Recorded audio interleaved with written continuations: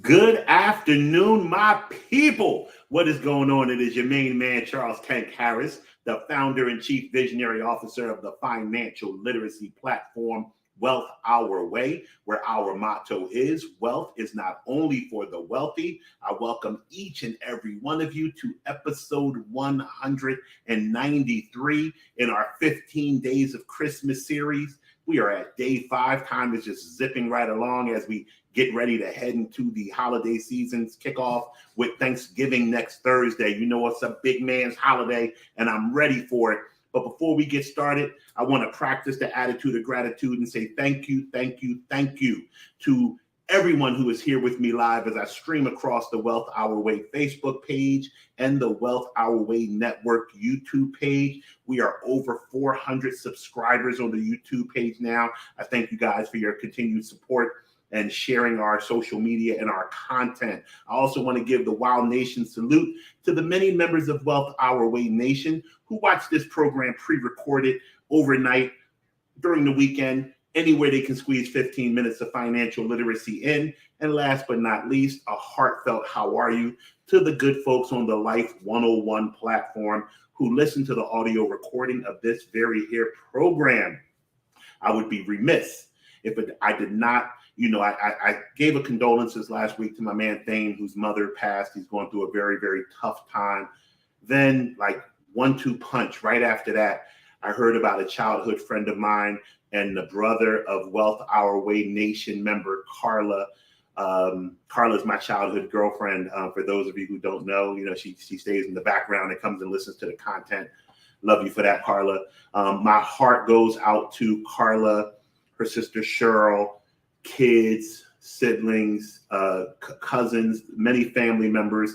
They lost a true one, good dude, Clayton. I've known Clayton since I met Carla when I was 13, 14 years old on the streets of West Philly. Always was a good dude. When you date somebody's sister and they don't try to beat you up, that's a good thing. So he was a good cat. We had a good relationship. And I was very, very saddened to hear about his passing. I believe it was Friday into the weekend. I heard about it into the weekend. And just know that you guys, your families, and my thoughts and prayers through this very tough time as you go into the holiday season. From the bottom of my heart, I pray for strength and comfort. With that being said, we are in a time of year where, as I talked about when we started the 15 Days of Christmas series, stresses are at an all-time high, which is why I decided to run this series about how to save money on everyday activities as we go through the Christmas and other holiday seasons, Thanksgiving, the other religious celebrations that occur as well. Because every year we could try to do right financially, but our emotions get the better of us. We're governed by our emotions, most of us, and the impulse buying and the bombarding of ads make us do things that throw our budget off. So if we're not going to not splurge during the holiday season on shopping and things of that nature, maybe we can tighten up in some of the other areas of our daily life that don't seem as much of a sacrifice as not buying a gift for someone we really want to celebrate.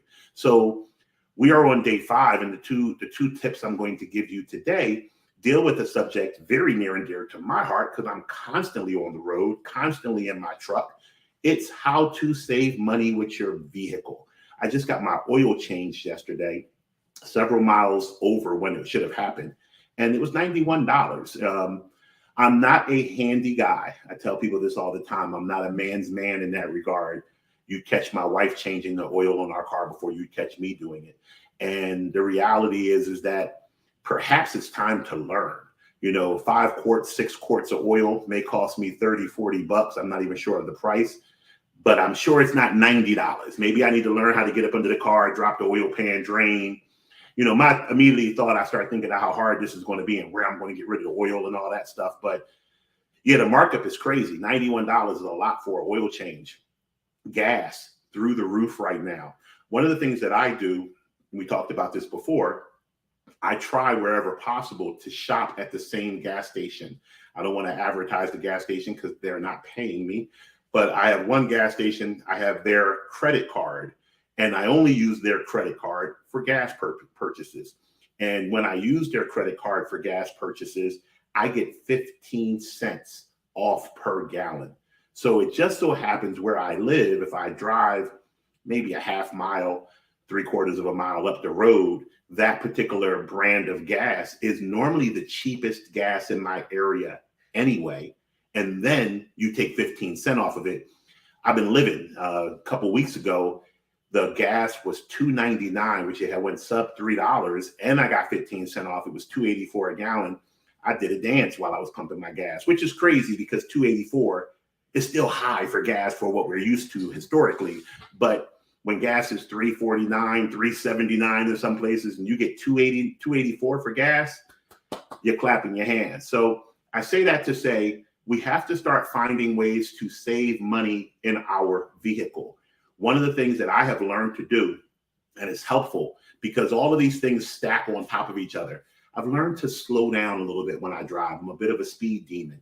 Slowing down is helpful for so many reasons. The first reason it's helpful, and besides for the obvious, safety. I actually don't subscribe to the safety reason of slowing down. I think I drive better at higher speeds, but that's neither here nor there. Your gas mileage is worse the faster you and more aggressive you drive your car. Wear and tear and the need for repairs, replacing tires, alignments, things of that nature, they go quicker when you drive fast.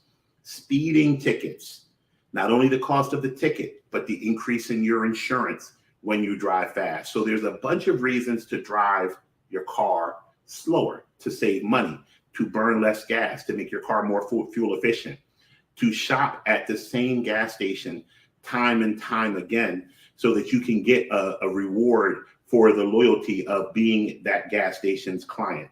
And then the other thing with car costs, when you start to think of repairs, make sure that you are shopping around for the service for your car. I talked about buying large appliances at a previous show and making sure you get 0% financing or when appliances go on sale. It's the same thing with car repairs. There's all these different places fighting for your business. I find that local car repair shops, actually, you would think because they're small and they don't have scale, they have to charge more. I find that their rates are more reasonable than a dealership or a Meineke or so here's a tip. Here's a big tank tip.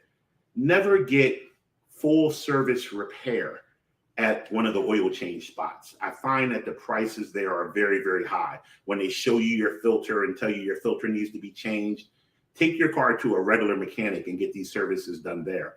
Also, in preparation for things that go wrong on your car, try to do more maintenance. There's two reasons why maintenance is good as opposed to fixing a repair when it pops up. The first reason is you're in control of that expense. If you budget for maintenance quarterly, semi-annually, annually to get your car to a shop and get it looked at, now you're not surprised with a repair because you've spent the time and money to allocate when that repair is going to be addressed.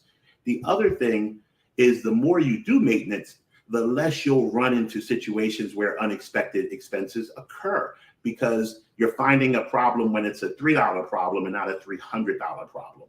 So make sure you do regularly scheduled maintenance and make sure you find and build a relationship with a mechanic or a local shop that won't fleece you and charge you over, like if you're me and you don't know anything about cars, they're not getting over with you.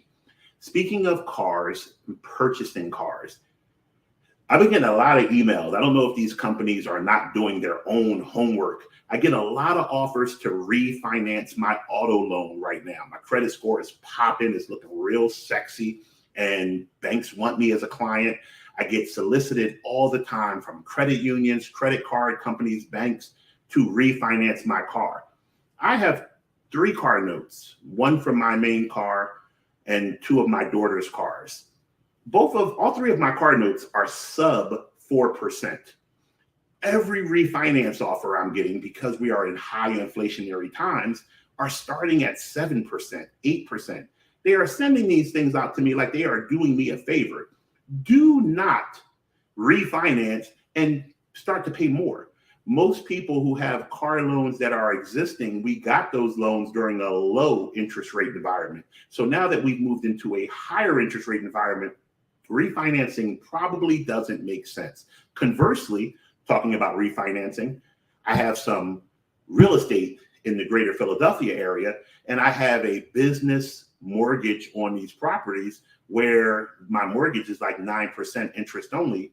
Even though rates have went up dramatically, and in some cases they've doubled, I'm still getting offers to refinance in the high sixes and low sevens, which is cheaper than 9%. So in that instance, it may make sense.